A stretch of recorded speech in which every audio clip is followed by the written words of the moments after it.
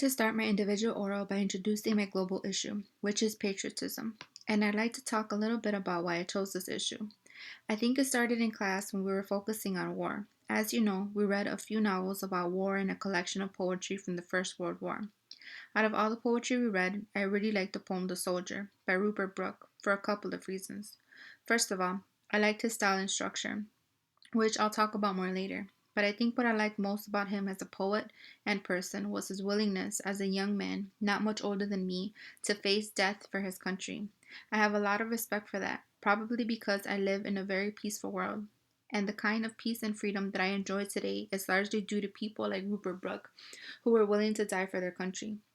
My global issue is patriotism, and besides talking about the soldier, I'm going to talk about a speech called In the Event of Moon Disaster, which was written by William Safire in 1969.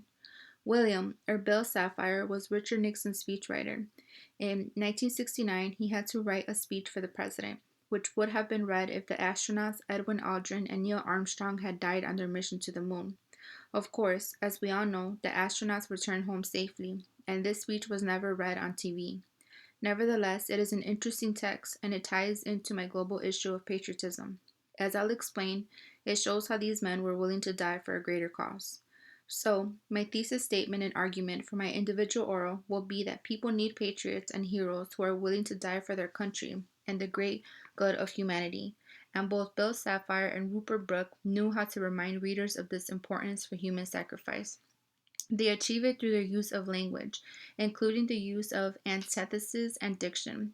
I'll start by analyzing Brooke's poem The Soldier, which was published in 1914 when the Great War broke out. The poem's purpose is to encourage young men to go and fight in the war, and it makes a lot of use of antithesis, which is the act of contrasting one ideal with another. Actually, the whole poem contrasts life and death. The first part is about death, which is seen immediately in the famous line, If I should die, think only this of me.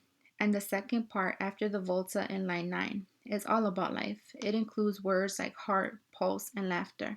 For example, I think Brooke juxtaposes death and life in that order to show how the soldier continues to live on, even after he's dead, in the hearts and minds of the English people. In line 11, for example, he says that after he's dead, he gives somewhere back the thoughts by England given. So, by contrasting gives with given, it's his way of saying that his death is like paying gratitude to England for his happy youth.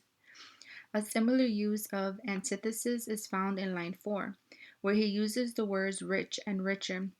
When speaking about his dead body in his grave, he says, In that rich earth a richer dust concealed. He's using antithesis here again to reassure readers that his death is not in vain.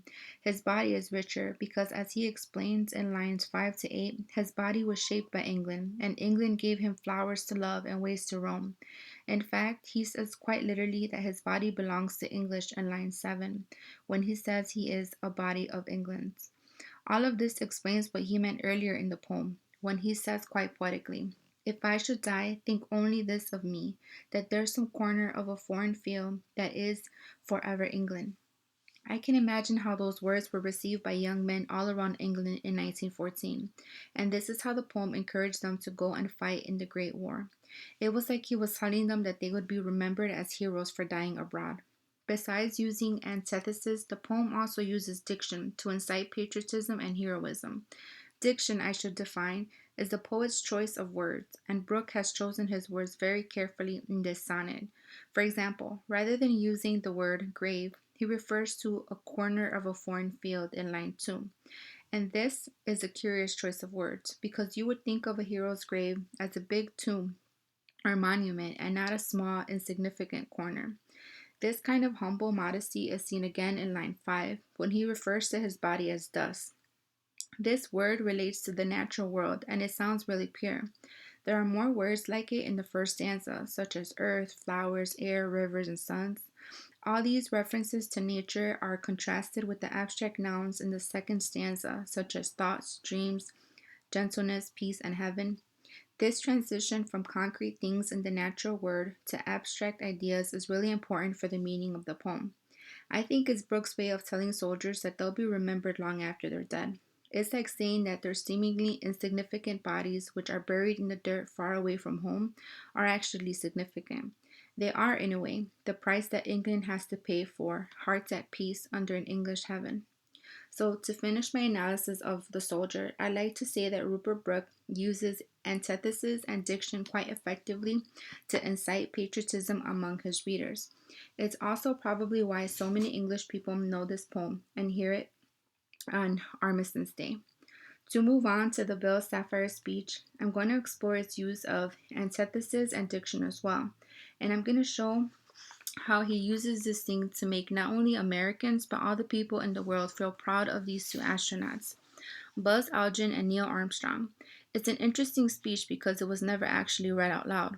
As I'll show in my analysis of the speech, Sapphire's goals was to show how their death, if they had died, would not have been in vain. In fact, he wanted to show how their sacrifice would have been meaningful for the advancement of the whole world and the brotherhood of man, and not just for one country.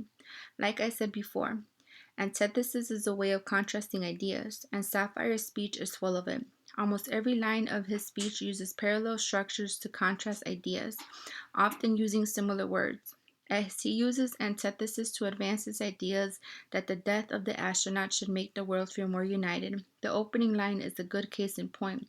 It reads, "Fate has ordained that the men who went to the moon to explore in peace will stay on the moon to rest in peace."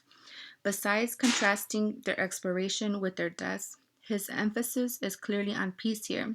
So I think Sapphire repeats this word to suggest that peace was actually the purpose of their mission, and that their deaths will help bring peace to the world.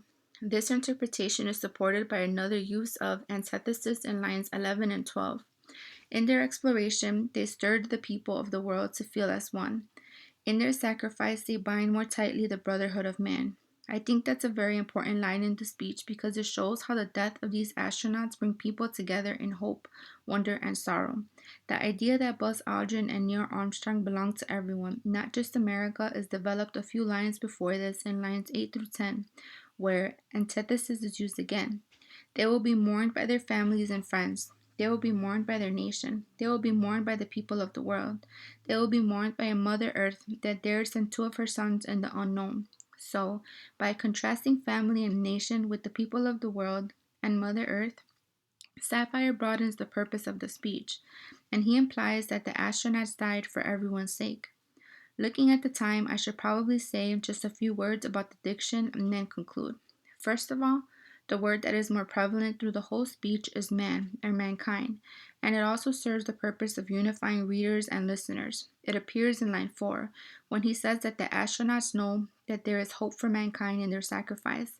It also appears in line 16, man's search will not be denied, suggesting that people will go on to explore space, even after Aldrin and Armstrong are dead. And it appears in the final line, which is an allusion to the poem I analyzed earlier. For every human being who looks up at the moon in the nights to come will know that there is some corner of another world that is forever mankind. Besides the loneliness of space that is expressed in the phrase corner of another world, the phrase stands out most here is forever mankind.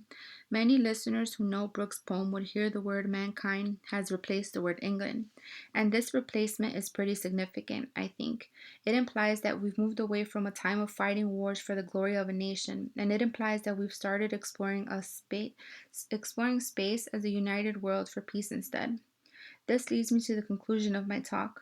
I like to argue that both texts are all about bringing people together. I've analyzed how they both use diction and antithesis to achieve this purpose, and I've shown how they both explore the global issue of patriotism and dying for one's country or dying for a greater cause.